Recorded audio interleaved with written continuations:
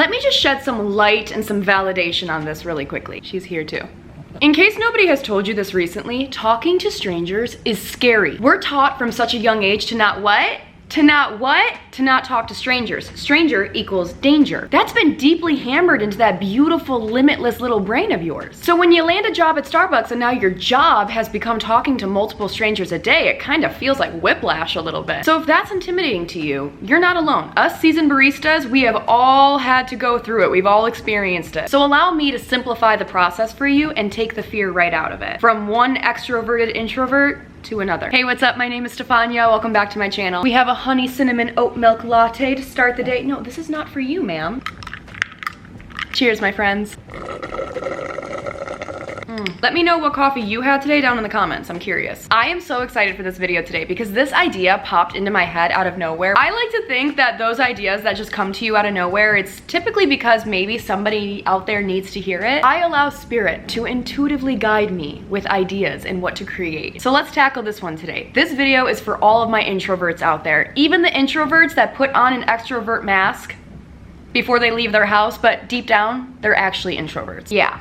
This one's for us. It's no secret that starting a job at Starbucks or in any coffee shop for that matter can be extremely intimidating and often a little daunting. Learning the menu, waking up at 4 in the morning, learning clean play. I mean, we've talked about a lot of different aspects of the job, but we've never really dove into something this personal before. Perhaps something that really doesn't get talked about very often. I kind of think of it as like a silent struggle. One that a lot of us heading into food service positions often experience, but we don't really talk about it all that much. It may be filled with feelings of discomfort or kind of feeling out of your element. It may also lead to being very hyper conscious and self-aware of what's coming out of your mouth, what your face looks like, body language. Today, I would like to open the floor for conversation on this one. We are going to discuss how to survive Starbucks, or really any coffee shop or food service position for that matter. All of it, all of them, how to survive it as an introvert. You may be somebody who doesn't feel very comfortable with talking to strangers. Or maybe you're somebody that struggles with what to even say to a stranger in the first place. Like, I don't know you, how am I supposed to talk to you? The answer to that though is very carefully. This video is an introvert's guide to socializing and making customer connections at Starbucks. And by the end of this video, you will have the confidence or at least the understanding of what to do and what to say when you're in these positions. When you are behind the counter at Starbucks. Basically, this video is all about how to not shit your pants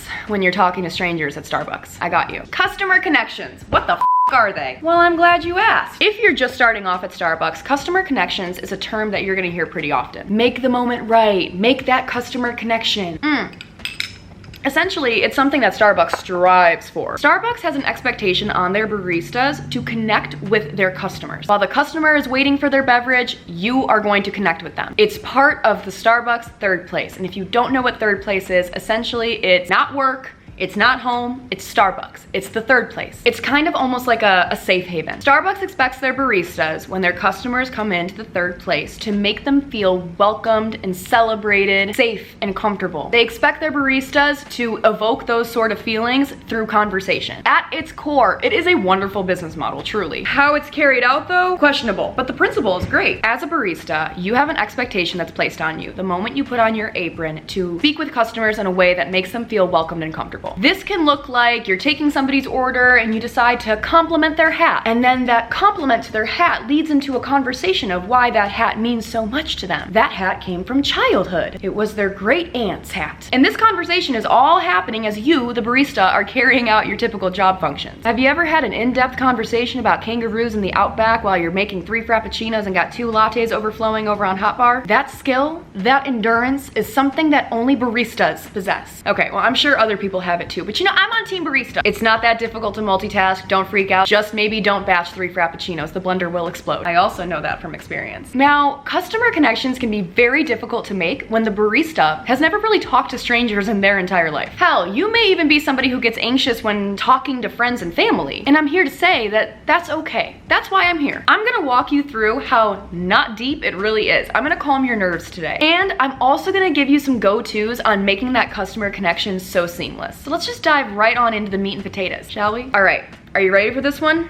Are you listening? Are you ready? It's just coffee. It's just coffee. It's not that deep. We make it that deep, but it doesn't need to be that deep. I'm here to remind you that It's just a job. It's just a paycheck. Yes, talking to strangers, it can be intimidating, it can be scary. It can kind of feel icky, like an out-of-body kind of experience sometimes, because you're like, what? I'm supposed to like have a conversation with you? But it's just for 30 to 60 seconds at a time. That is it. Remember, we're talking about Starbucks here. Starbucks is crazy about their window times. They want customers in and out as fast as humanly possible, which alleviates a little bit of pressure on you, the barista, because when you're making those connections, you really only have to make them for like 45 seconds. I want you to reframe that in your head right now. Think of these connections as a fleeting moment rather than this huge, scary mountain you have to summit. You don't even have enough time to climb the mountain, darling. By the time the customer comes and goes, you've only packed up your hiking gear. You haven't even started the hike. It's not that deep. It's a fleeting moment, a fleeting conversation. Breathe a little bit easier knowing that you really only have to pull something out of your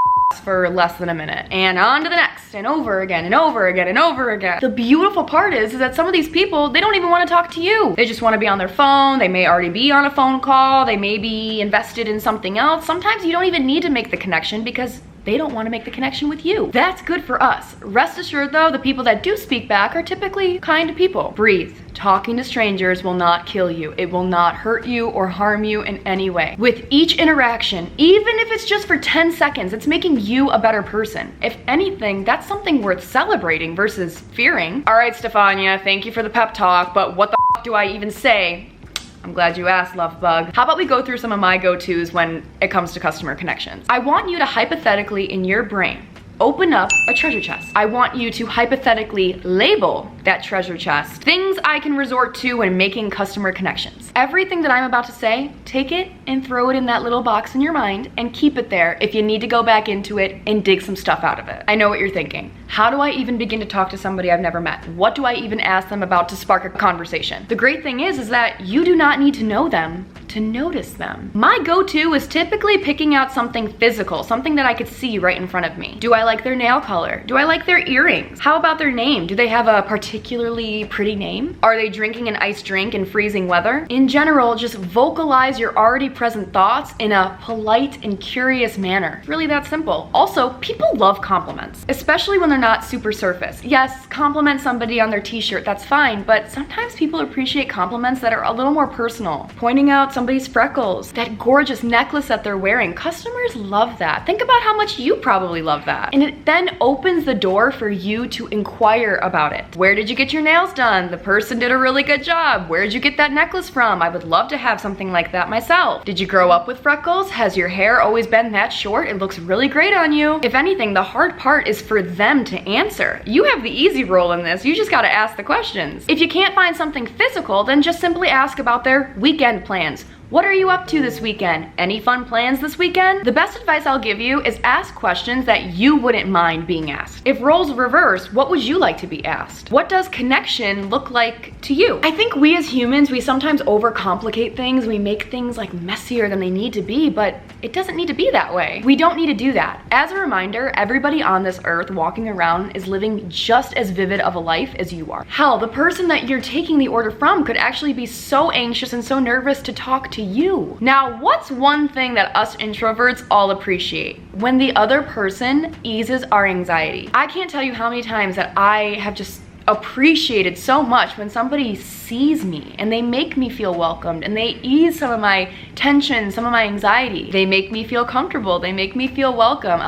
See, it's all coming together. What has somebody done for you in the past that has made you feel more comfortable, that has eased some of your anxiety? Ponder it for a second and then do that for someone else. Now, what do we do if somebody isn't so nice and so friendly? What do we do when somebody clearly does not want to talk to you? Or worse, what if they show you that you're bothering them? Come here again, real close, real close. Come here, come here, come here. I'm gonna let you in on a little secret, okay? F them.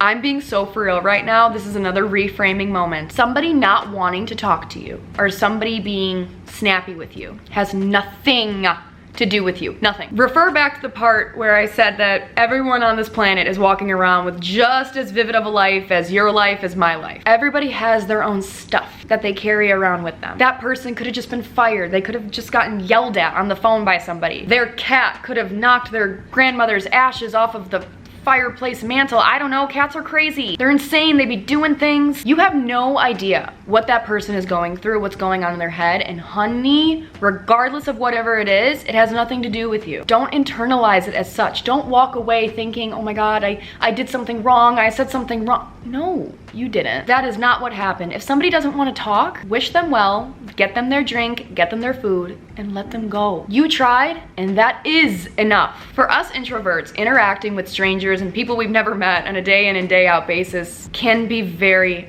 scary, but only if we make it scary. Starbucks is fun. Connecting with different people is fun. It's cool. You're getting exposure into all of these random people's lives. You're learning these random facts and experiences that they're so willing to share with you. Sometimes overshare with you. It's like you have an unobstructed peephole into somebody's life for like 40 seconds. But remember, it's only a peephole. You're not seeing the full picture, you're not seeing everything. So find clarity and comfort within that. No matter what happens, no matter what is said, it's all a fleeting moment in time and space. It doesn't matter, it's just coffee. And eventually, at the end of your shift, you'll clock out, you'll return home to your humble bubble where you feel so comfortable, you little introvert, and you can be you, without any judgment, without any criticism. I want to remind you though, that some humans roaming on this earth do not have that luxury. They don't have that humble, safe bubble that they can return home to. So please, create that bubble for them. Create that third place atmosphere for them.